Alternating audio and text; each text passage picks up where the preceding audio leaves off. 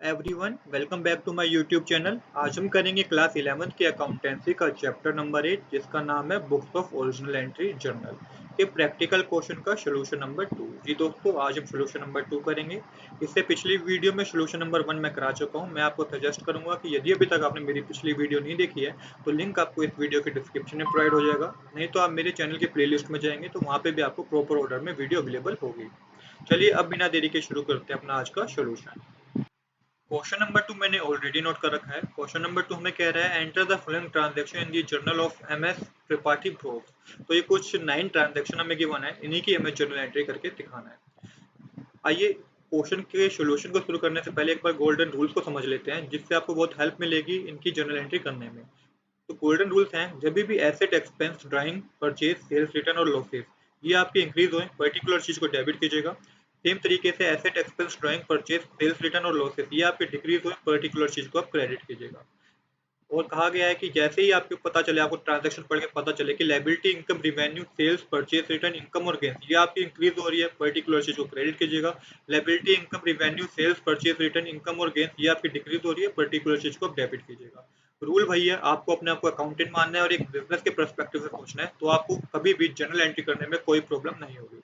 चलिए अब एक बार इसके फॉर्मेट को समझ लेते हैं। तो इस तरीके का जर्नल एंट्री का फॉर्मेट होता है, सबसे पहले आप डेट लिखेंगे, फिर पर्टिकुलर्स लिखेंगे, फिर लेजर फोलियो के कॉलम बनाएंगे, उसके बाद अमाउंट डेबिट और अमाउंट क्रेडिट लिखेंगे। अब करते हैं अपनी ट्रांजैक्शन नंबर 1 जो कि कह रही है 2019 Jain 6 sold good for cash 36,000। तो बिजनेस में सेल हुई है, वो भी कैश में सेल हुई है, तो इसका एंट्री का इम्पैक्ट दो जगह हुआ है, एक तो कैश इंक्रीज हो गया, दूसरा सेल्स इंक्रीज हो गई। जब कैश इंक्रीज होता है, कैश एक तरह का एसेट होता है, जैसे ही एसेट इंक्रीज हुए पर्टिकुलर चीज को आप डेबिट करेंगे। सेल्स एक तरह की इनकम है, जब इस ऐसी सेल्स इंक्रीज हुई उस पर्टिकुलर चीज को आप क्रेडिट करेंगे। तो क्या होगा इसका एंट्री का इम्पैक्ट 2019 जैन 6। तो इसका एंट्री आप लिखेंगे cash account debit to sales account. Amount के कॉलम में लिख दीजिए 36,000 डेबिट साइड, 36,000 क्रेडिट साइड। उसके बाद आपको नरेशन लिखनी है, तो लिखिए सोल्ड गुड फॉर कैश। आइए अब करते हैं अपने ट्रांजैक्शन नंबर 2 जो कि कह रही है सोल्ड गुड टू हरी। अब बिजनेस में फिर से सेल हुई है, पर इस बार उधार में सेल हुई है, हरी को सेल हुई है। तो इसमें दो चीज की बात हो रही है, एक तो हमारे डेटर इंक्रीज हो गए, हरी हमारा इंक्रीज हो गया, दूसरा हमारी सेल भी इंक्रीज हो गई। तो इस एंट्री का इम्पैक्ट दो जगह होगा। तो एंट्री जैसे हमारे हरी जो होते हैं वो एसेट होते हैं, एसेट जब इंक्रीज होते हैं पर्टिकुलर चीज को आप डेबिट करोगे।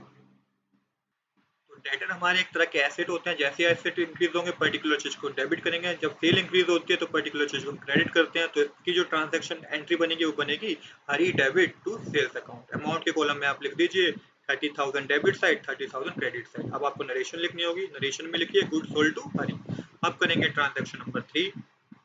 ट्रांजैक्शन नंबर 3 कह रही है हमें रिसीव कैश फ्रॉम हरी। अब हरी से क्या हुआ, हमें कैश रिसीव हो गया। हरी कौन था, हमारे डेटर था, डेटर से हमें क्या हो गया, कैश रिसीव हो गया। तो इस एंट्री में क्या हुआ, एक तो हमारा बिजनेस के पास कैश इंक्रीज हो गया, दूसरा डेटर कम हो गए। कैश एक तरह का एसेट होता है, जब एसेट इंक्रीज होता है तो हम डेबिट करते हैं। हरी भी एक तरह का एसेट होता है, जब एसेट डिक्रीज होते हैं तो पर्टिकुलर चीज को हम क्रेडिट करते हैं। तो इस एंट्री का इम्पैक्ट, इस एंट्री को आप इस तरीके से लिखेंगे कैश अकाउंट डेबिट टू हरी।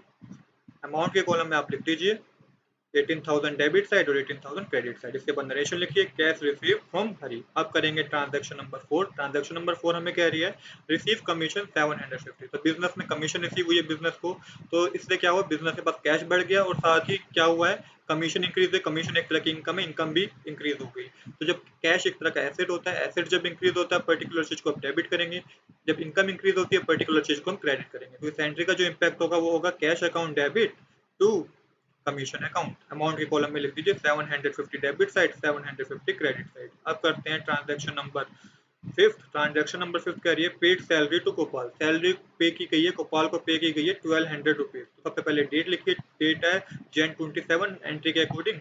अब क्या हुआ, सैलरी पे करी गई है, तो सैलरी एक तरह का क्या हो गया, बिजनेस के लिए खर्चा हो गया। तो जब भी एक्सपेंस इंक्रीज होते हैं पर्टिकुलर चीज को आप डेबिट करते हैं, और दूसरा कैश बिजनेस के पास डिक्रीज हो गया। कैश एक तरह का एसेट होता है, कैश डिक्रीज हो गया, उस पर्टिकुलर चीज को आप क्रेडिट करेंगे। तो जो ट्रांजैक्शन बनेगी, एंट्री बनेगी, वो बनेगी salary account debit to cash account.